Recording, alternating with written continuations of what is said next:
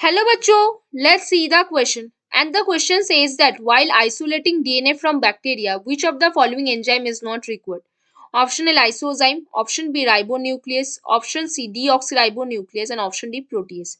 तो आ जाओ बच्चों थोड़े से की कॉन्सेप्ट के ऊपर बात करें, चीजों को अच्छे से समझ लेते, ठीक है। तो मान लो बच्चों हमारे पास जो भी सेल वॉल है, ठीक है, अगर हम बात करते हैं कोई भी बैक्टीरियल सेल में, तो बैक्टीरियल सेल जो होता है उसके पास सेल वॉल होता है। Bacterial cell have peptidoglycan cell wall. किसका सेल वॉल होता है? पेप्टाइडोग्लाइकन सेल वॉल, है ना। तो इस पेप्टाइडोग्लाइकन को हमें डाइजेस्ट करवाने के लिए हमारे पास कौन से एंजाइम चाहिए? We need lysozyme enzymes to dissolve it. हमें क्या चाहिए? We need lysozyme enzyme to dissolve, lysozyme enzyme to dissolve it. हमें लाइसोजाइम एंजाइम की काफी ज्यादा जरूरत है टू डिसॉल्व इट, है ना।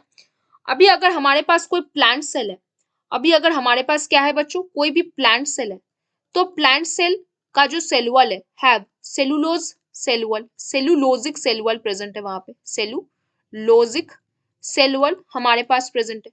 तो ये जो सेलुलोजिक सेल वॉल है, ये जो सेलुलोजिक सेल वॉल है, या फिर हमने अभी देखा था यहाँ पे जो पेप्टाइडोग्लाइकन का सेल वॉल था, उसको हमें यहाँ पे जो डिसॉल्व कराने के लिए कौन से एंजाइम रिक्वायर्ड था? लाइसोजाइम। लेकिन जो सेलुलोजिक एंजाइम है, सेलुलोजिक जो सेल वॉल है, उसको डाइजेस्ट कराने के लिए हमें क्या चाहिए?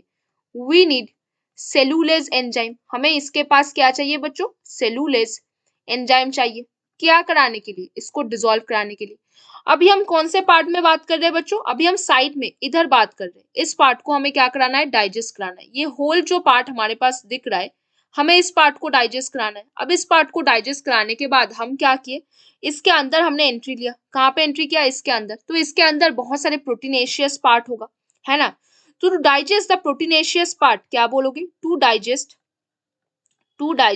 द प्रोटीनेशियस पार्ट, प्रोटीनेशियस नेशियस पार्ट को डाइजेस्ट कराने के लिए हमें क्या चाहिए बच्चों? प्रोटीएज एंजाइम चाहिए। वी नीड, हमें क्या चाहिए बच्चों? We need protease. हमें प्रोटीएज एंजाइम चाहिए। प्रोटीएज एंजाइम का रिक्वायर्ड है डिसॉल्व कराने के लिए, है ना। उसके बाद हमारे पास जब हम अंदर आएंगे, अब हमारे पास क्या प्रेजेंट होगा बच्चों? आरएनए प्रेजेंट होगा। तो टू डाइजेस्ट और टू डिसॉल्व आरएनए क्या चाहिए? टू डाइजेस्ट द आरएनए हमें कौन सा एंजाइम चाहिए बच्चों? हमें कौन सा एंजाइम चाहिए? अभी हमारे पास वी रिक्वायर्ड, हम वी नीड आरएनएज एंजाइम। हमें क्या चाहिए बच्चों? आरएनएज, और आप बोल सकते हो राइबो न्यूक्लियस। क्या बोल सकते हो? राइबो न्यूक्लियस एंजाइम हमें जरूरी है।